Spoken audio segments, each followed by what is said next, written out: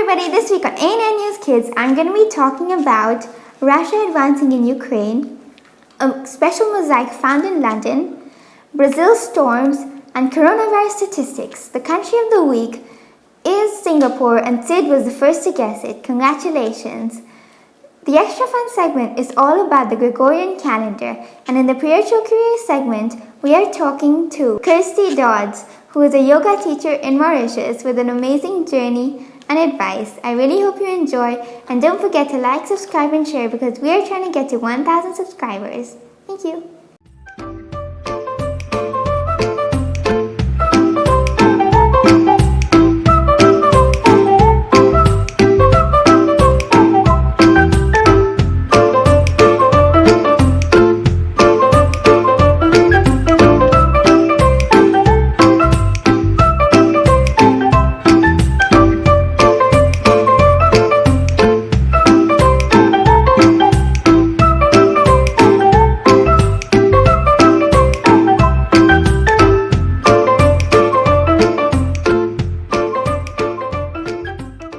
Russia has advanced in Ukraine, as well as its capital, Kyiv. In Kyiv, there have been several damages, and a residential apartment has been damaged. Ukraine has already lost 200 people, and 100,000 plus people have fled the country because they fear war. More than 25 countries have vowed to help Ukraine.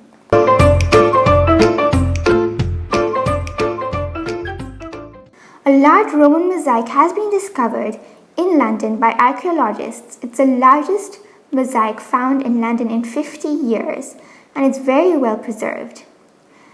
It's likely to date back to the 3rd century AD, and it seems to have been a Roman dining room. It's a very special find, and it was found near the Shard, London's tallest building. It was discovered during an excavation because a building was to be built on that site.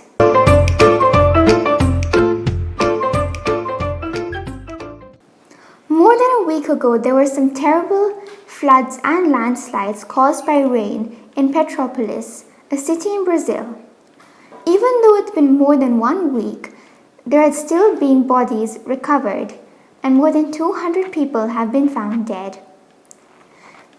The search is still on, and there have also been many people who were injured. In just the last 3 months, Brazil has had more than 250 deaths because of floods and landslides.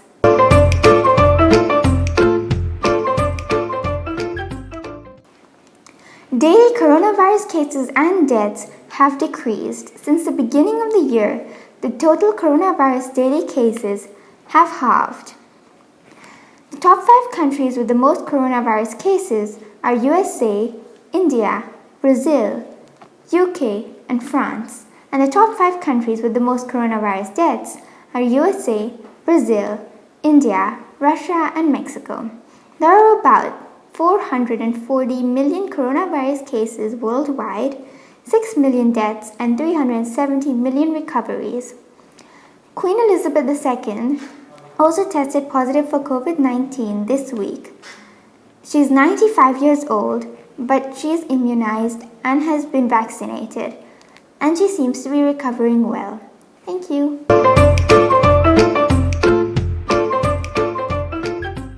Hi everybody, this week for the 51st Spiritual Career segment, we are talking to Kirsty Dodds, a yoga teacher in Mauritius with an amazing journey and advice. I really hope you enjoy. Thank you.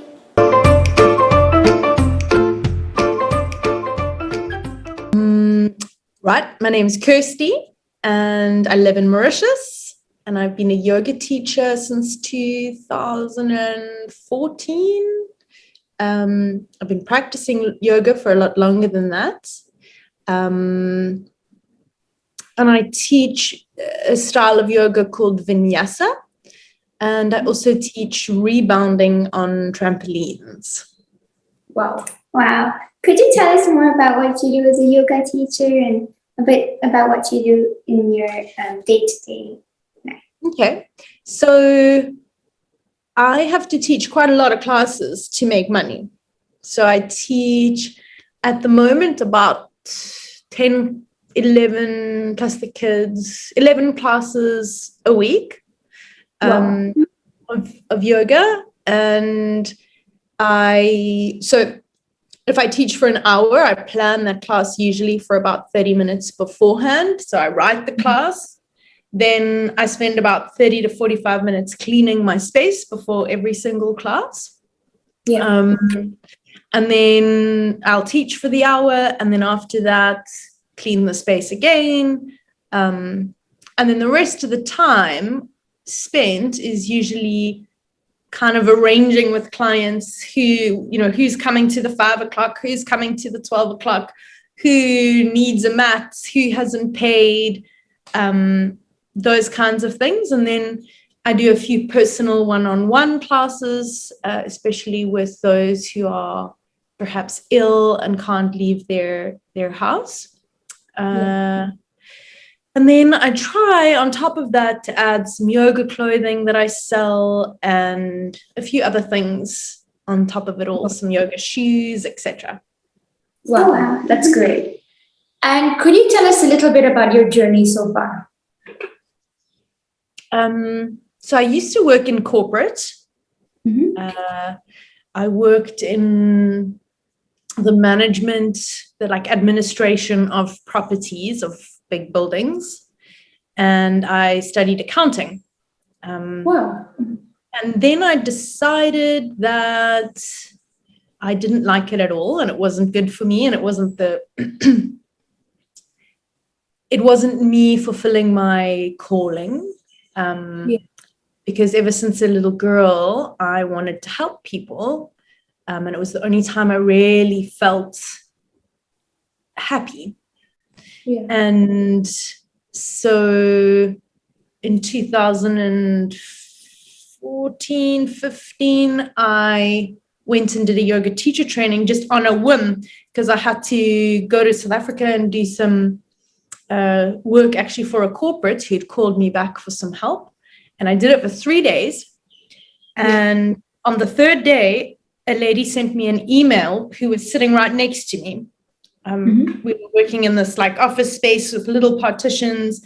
And I get this email saying, "Dear Miss Dodds, Mrs. Dodds, kindly confirm if you have the minute book for whatever body, corporate, best regards, Anthea." And I realized she was 3 meters away from me, and she couldn't just say, "Hey, Kirst, can you pass me the book?" And I realized it wasn't for me. I wasn't interested in wearing high heels. I wasn't interested in pretending. And so I got up and I booked a yoga teacher training, and off I went, and I never looked back. Wow, that's incredible. And you already told us about your journey. So could you tell us what you like the most about being a yoga teacher? I like to help people feel the connection between their brains and their bodies, because most people only feel what's happening in their heads and they don't connect the two. And so the body just carries the head around all day. And when you get people to go, "Oh, I have hands. Look what my hands can do. And look how I can move to the rhythm of my breath. And look how that makes my brain feel. And then when I do that regularly, look how I become a kinder person and a better mother." And that's kind of my favorite part of the job. Wow, that's great. And how did COVID-19 affect what you do? Hugely, because I couldn't teach in person. And so at first it got my online business going, and it's still going today. Instead of teaching locally, I started teaching internationally mainly. I started teaching a lot of children's yoga for schools in England. And now I have clients in Australia. I had clients in Tokyo, England, South Africa, and I feel like there was one other place. And so it forced me to learn how to use Zoom. I had to work out how to use microphones, all of those kinds of things. So it's taught me quite a lot. And it's taught me that also how to use my voice a little better, because people would listen and watch. Whereas with a small screen, your voice has to be a lot more descriptive, and you have to create an atmosphere through a camera, which usually you would do with the use of energy and positioning, etc., in a space. Wow. Wow. And what is your advice to kids? My advice to children, and you girls know this, I believe, almost to the extreme, is that you might love what you do, but you're not going to love it every day. Sweeping the floors, mopping the floors, rolling up yoga mats, asking people who haven't paid to pay, going on 30-day long trainings. Like, there is a lot about my job that I hate. And there are days that I wake up and I don't want to do it. And I have to grind through that to have the parts of my job that I love. Mm-hmm. And so if you wake up in the morning and you say, I hate this, that's perfectly normal. You're not supposed to love everything about your work. Mm-hmm. Thank you so much for everything, your time and your insights. We really appreciate it. Thank you. Pleasure, sweet girls. Thank you. Okay. You're gonna have a nice day. Thank you so much. You Goodbye. too. Goodbye. Go and have some fun. Go get reckless. Thank you. Bye. Bye-bye.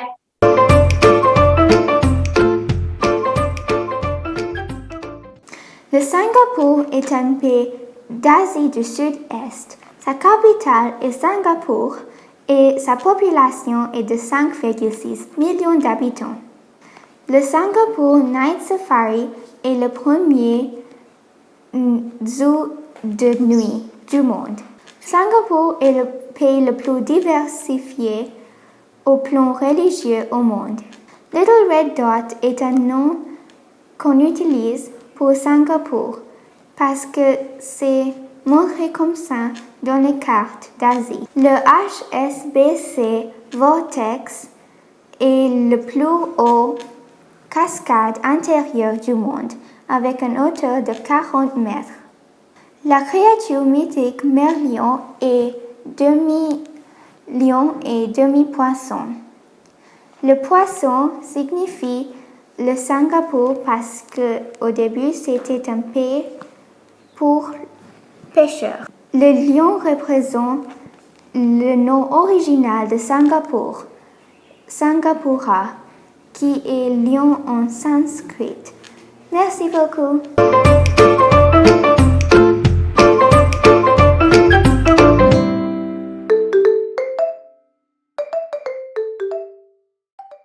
Hi everybody, this week for the extra fun segment, I'm going to be talking about the Gregorian calendar. I hope you enjoy. The Gregorian calendar is the most used calendar in the world.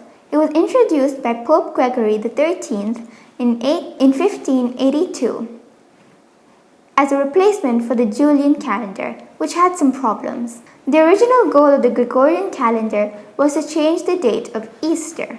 The Gregorian calendar used the same months found in the Julian calendar, which were based on gods and planets. Now I'm going to be telling you what each of the months' names signify. January was named after the Roman god Janus. February was named in honor of Februarus. March was derived from Mars, the planet. April was chosen from the god Aphrodite. May was in honor of Maya. June was named after Juno.